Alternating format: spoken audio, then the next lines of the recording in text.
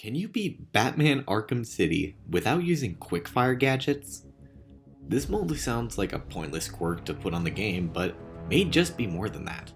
Batman is well known for using his gadgets in combat, so what would the game be like if you can't use them without taking time to aim? G'day chaps, 'tis I, Clownpuncher139. Quickfire gadgets are another essential part of the Arkham gameplay, with many aspects of said gameplay making great use of them. So let's find out if Batman can stop Protocol 10 and Joker's immortality without throwing a batarang right from the utility belt. First though, the rules. At no point in the game am I allowed to use a specific button input to use a gadget quickly, meaning no quickfire batarangs, explosive gel, bat claw, remote electrical charge, or freeze blast. The one exception to this rule will be smoke bombs, since you can't use them in regular combat whenever you want, and it takes the place of another input when you do. So those are allowed whenever the prompt comes up. Aside from that, everything else in our moveset is allowed. So let's get into it. If at any point I use a quickfire gadget, I'll have to reload the previous save. This isn't the same case as the no glide run where I could go back on any mistakes and try again instantly. If I mess up, I reset. Also, unlike no glide runs, things were actually fairly interesting the whole run rather than just at random points. So instead of going through the challenge by difficulty, I'll actually be going chronologically and stopping at different points. I feel like it flows better with this challenge. So getting into the game and going through the works, we finally make it to the courthouse where I have to start reminding myself how to combat. Since I've dabbled in a bit of speedrunning, I tend to finish combat encounters with a batarang to take out the last thug quickly. But since quickfiring isn't allowed, I have to constantly restrict myself to not do that.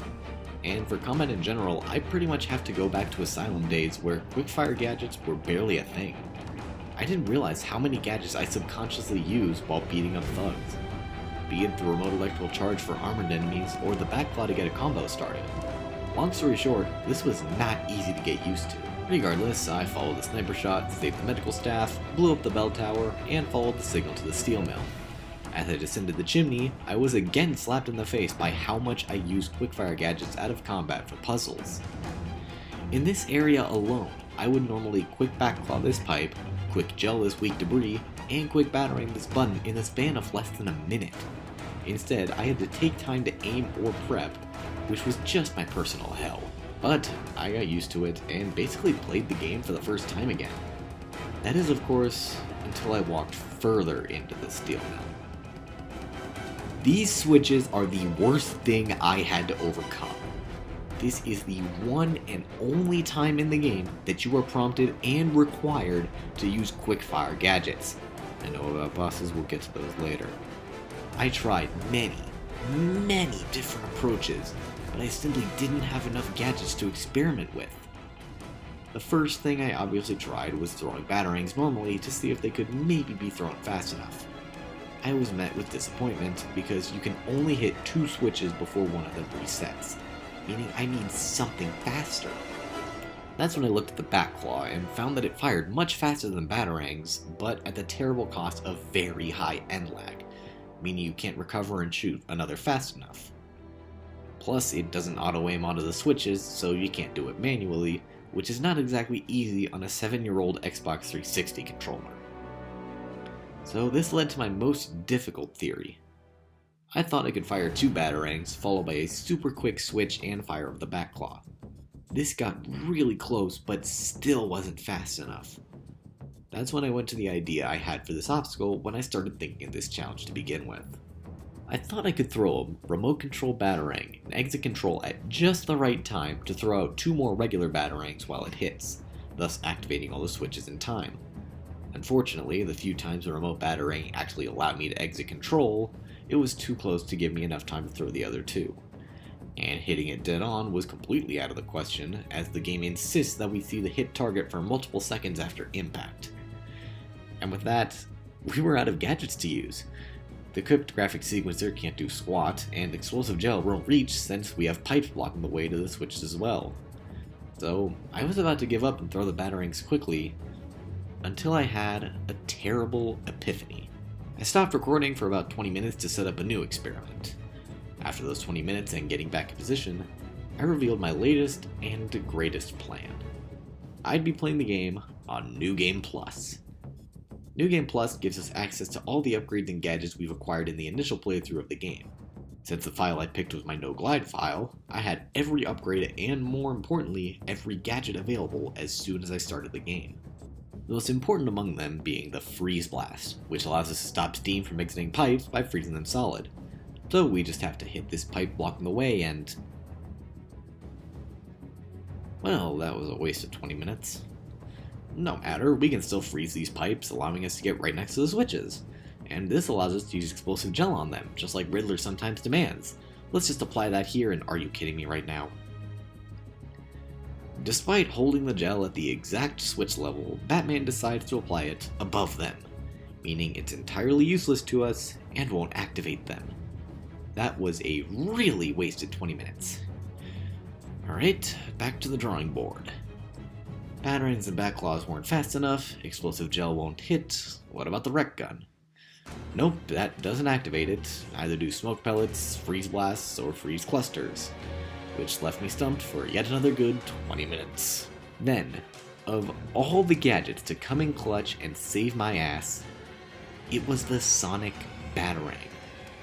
Contrary to my initial thoughts, this Batarang can in fact hit the switches, but it doesn't lock onto them. On top of that, it returns to Batman's hand faster than any other gadget, under the pretense that you don't hit the wall. If you hit the wall, you have to wait a good 30 seconds for it to despawn and give you a chance to use it again. But, if you can line up your shots just right, you can throw the Sonic Batarang 3 times in extremely quick succession to activate the switches and continue through the steel mill. I couldn't believe that this stupid idea actually worked and I was able to hit all the switches. Unfortunately, this discovery meant that I had to continue the game on New Game Plus. This made the game leagues harder than just playing on my usual difficulty, normal. And I had to deal with this consequence for the rest of the playthrough, some of which was not pretty. But we were able to get past that obstacle and continue on, not being stopped by anything for a good while. The steel mill was a breeze to finish, we went to the GCPD, beat up the thugs, and made our way to the museum. And here's where the New Game Plus aspect started to settle in. Enemies do so much more damage, especially armored ones. Even with every gadget at my disposal, not using quickfire ones during regular combat is even more dangerous than I could have anticipated. Here's the moral of the video right now. Don't underestimate their use, especially if you're an Arkham veteran like me. So let's finish the museum, save the cops, freeze, and Shoryuken Penguin off this small little pedestal. Oh yeah, Grundy. He exists.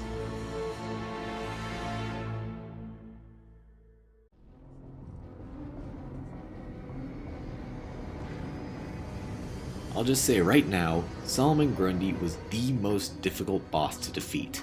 It took me 4 tries and a good 15 minutes to beat without using the Quickfire explosive gel. But bear witness to the fact that it is in fact possible to beat Solomon Grundy as an idiot. The most important thing to beating Grundy is learning his attack pattern so you can stay alive. Destroying the generators is the last thing you need to worry about, especially since you'll be on New Game Plus, and take ludicrous damage from all of his attacks. Phase 1 is really simple. If you can get the gel on the first generator fast enough, you can destroy it before Grundy even has a chance to attack. And when he does attack, it's pretty easy to dodge, and he'll only swing his wrecking balls in a circle or slam them on the ground wherever Batman is, both of which can be avoided with a dive. And when he leaps at you is the prime opportunity to attack, as he'll be left vulnerable for a few seconds, just enough time to lay down the gel and blow it up. But if worst comes to worst, just survive his attacks long enough for his health bar to deplete. When it does, Penguin will activate the generators and Grundy will stand completely still for a good 7 seconds. Perfect time to apply explosive gel. And since the gel covers more area when you manually spray it, you shouldn't have to worry about the electricity possibly hurting you. Blowing up all the generators completes Phase 1. Phase 2 is much more difficult. Phase 2 has Grundy electrified, meaning his attacks are much more devastating. His ball toss now leaves a scorch mark in the ground, which will hurt you if you walk over it, and his ball swing can now go up, forcing you to duck under it instead of roll. On top of that, every time you take out a generator, he releases little electrified magnets that will hunt you down and hurt you. Thankfully, the same strategy as before applies. If you wait for him to be powered up again, you'll have more than enough time to destroy at least one of the generators. Rinse and repeat, and you enter Phase 3, or as I'll call it, Electrified Hell. You do get a small amount of health back when you reach this phase, but checkpoints are still a no-no. If you mess up, you go all the way back to square one. Grundy gains attacks as you progress through the phase, but right away we're faced with a terrible attack. Every few seconds, Grundy will slam his ball into the ground to create a shockwave for us to dive over. This shockwave is almost perfectly timed to a point where we can't lay down gel before another one is sent out. On top of that, the generators are almost always shooting electricity, meaning we have to place our gel on the edges. That said, I was able to form a strategy to effectively beat this on just my second try. Go to one of the generators and dive away from it as the shockwave reaches you. Wait for the next shockwave and dive over it as it passes the generator. This should give you the maximum amount of time to place the gel before another shockwave approaches. If you're lucky, you'll even dive in as it stops shooting electricity, meaning you are guaranteed to place it in the middle.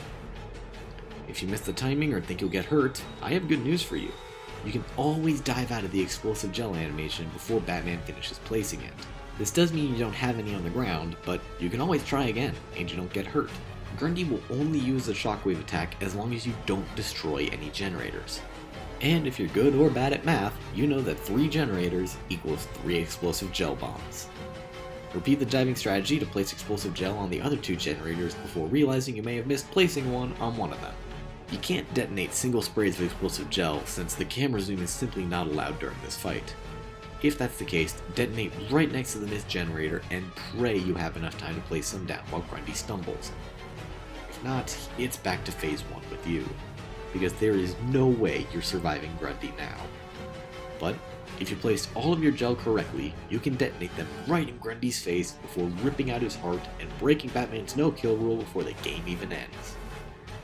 This was incredibly satisfying to beat, and again, the hardest point of this challenge. But we were able to defeat Solomon Grundy and Penguin while taking our time with the explosive gel. So we bring Penguin to freeze, and we can continue forward. After chasing the ninja into the sewers and reaching the abandoned Wonder City, we lose a lot of health and enter the demon trials. Stick and glide now, I got through them without issue. Without issue. And now we get to our next roadblock, and surprise surprise, it's another boss.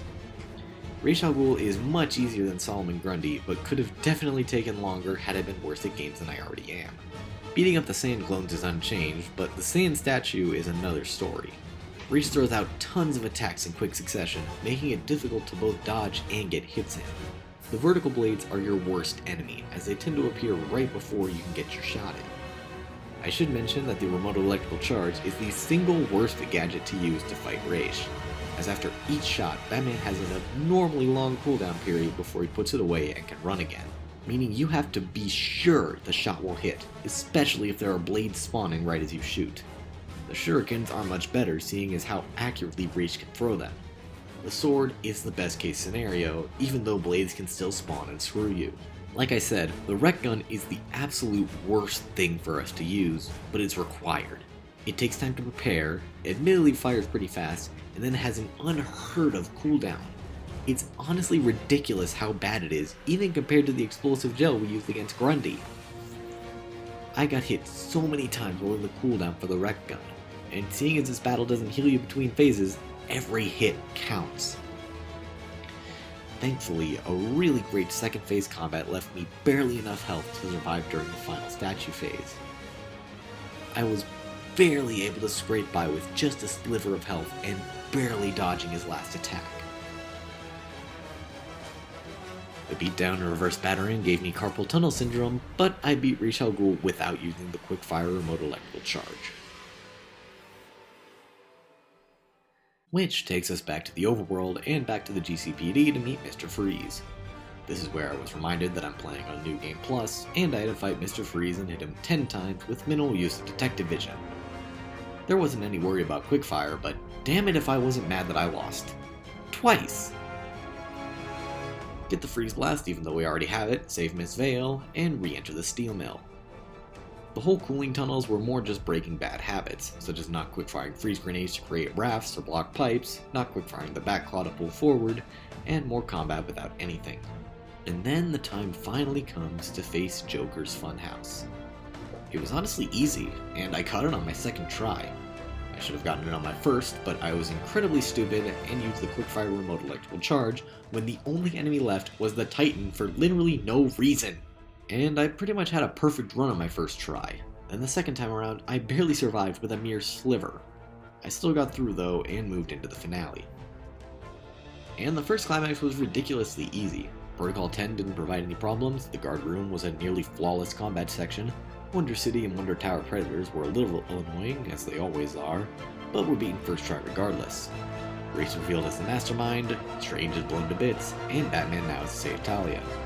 The snipers annoyed me, but still went down on my first try, and I entered the movie theater.